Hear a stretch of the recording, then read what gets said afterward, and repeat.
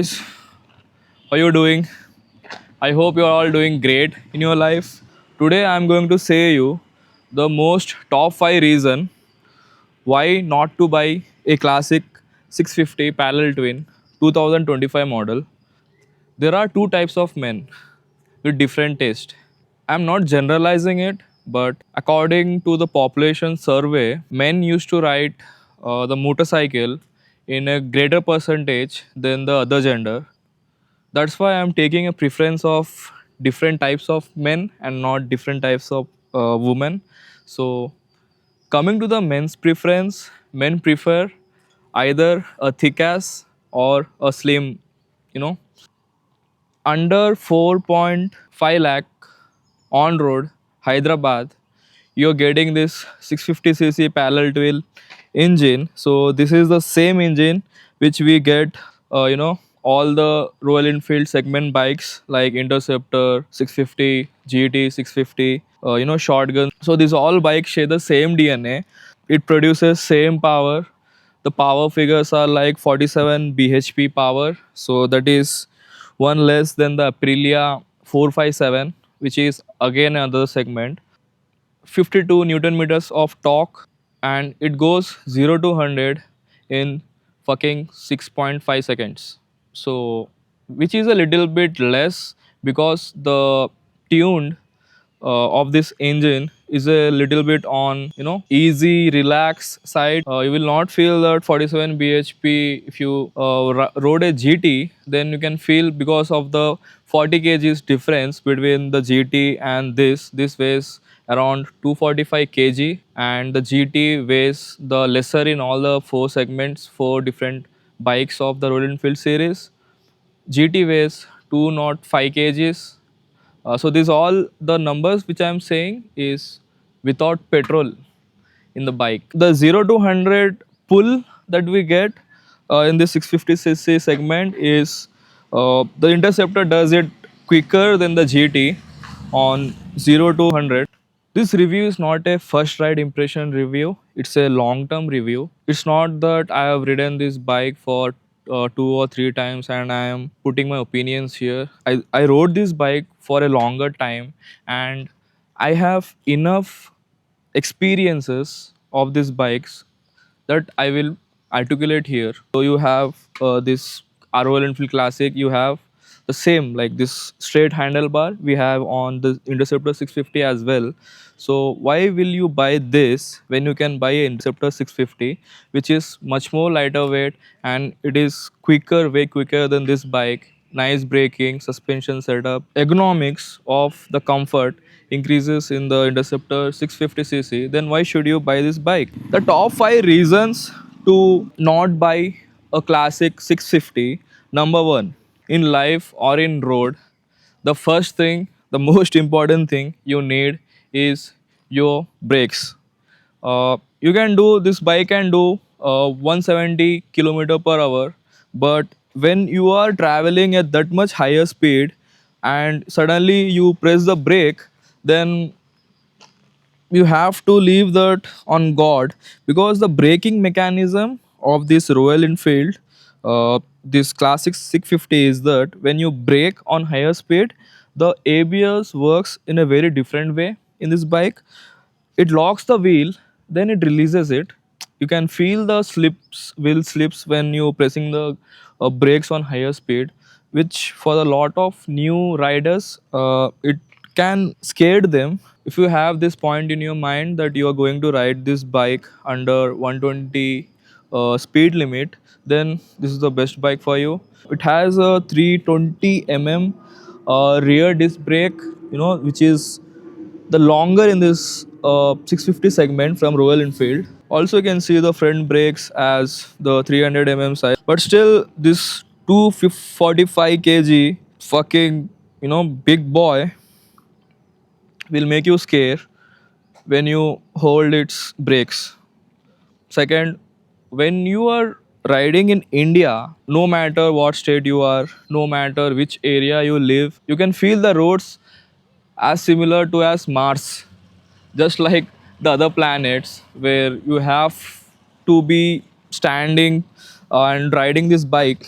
Nowadays, people are liking to stay in this position while riding because of the magnificent roads of our country. uh, so we have to be prepared all the time, of potholes and all. But due to his weight, 240 kg, also helps in an advantage when you are going on a high speed and suddenly there is a big pothole and you are passing from it. Due to its weight, it is so, like a favicol sticky to the roads. You will not jump, you know. So that is a benefit of the weight. The suspension here it used are not made for bad roads. It is good for smooth roads. But on a sudden day, over a beautiful sun, this madness comes to your mind.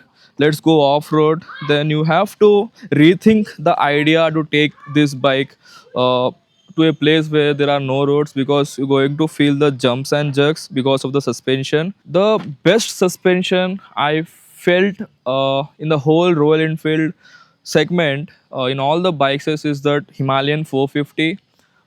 Beautiful work of engineering done on that bike. Comparing to the KTM Adventure 390, it has surpassed mark. The third disadvantage is that due to its heavy weight, you will feel you have so much of responsibility in a bumper to bumper traffic. This will make you feel pain on the heavy traffic areas. The heat it produces from the engine, if you are not wearing a pants, if you are wearing shorts. The fifth reason and the most important reason of all the reasons, those all reasons are materialistic reason, the engineering reasons, but the fifth reason is the most interesting. See, if you are in the age bracket between an 18 years old to a 26 years old, then this machine is not for you guys. I know different people still have different way of opinion, but this is what I feel. When you are young, you want to be the aggressive, you want that cornering fun, and the people who loves to tilt their bike in the curves, this machine is not for them. That is the fifth most important reason to not buy this bike. So why do we see this kind of bikes in road? Like, who are the people who buys this bike? So this is purely made for the people who could not forget their exes, who are very much loyal, like they do not still recovering from the excess, that nostalgia thing, or they have grown up riding a 350 or a G2 1969, who are very much retro enthusiast. For those kind of people, and also for the people who are settled with 350, like they feel that 350cc Royal Enfield is the best bike. But trust me guys, after the UC engine, the AVL was good, the G2 was great, but after this UC engine and J series engine, the raw feel, the thumping sound is slowly disappearing. Definitely the sound going to suit your ears, but the point you need to keep in your mind is you have to change the exhaust as soon as you buy the bike. Stock exhaust will not make you feel that you are riding a bullet, a classic. It is so boring.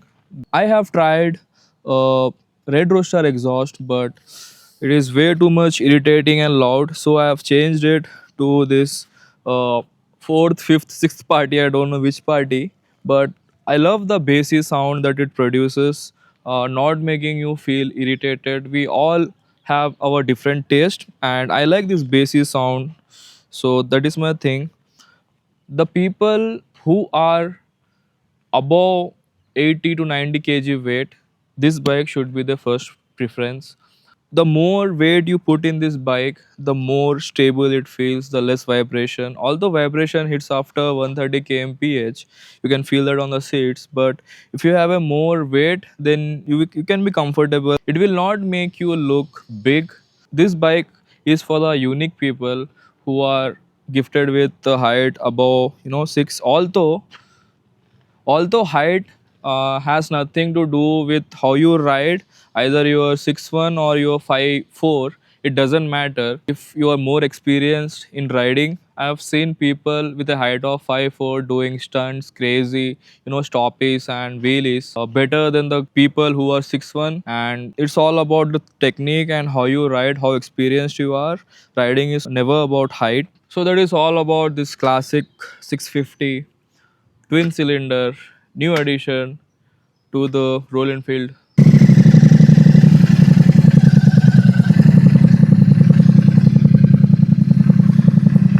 My height is 5'7", point a little bit more, and I am comfortable riding this bike. The riding posture is very comfortable. Let me take you to a journey. Come on, sit, sit, bro.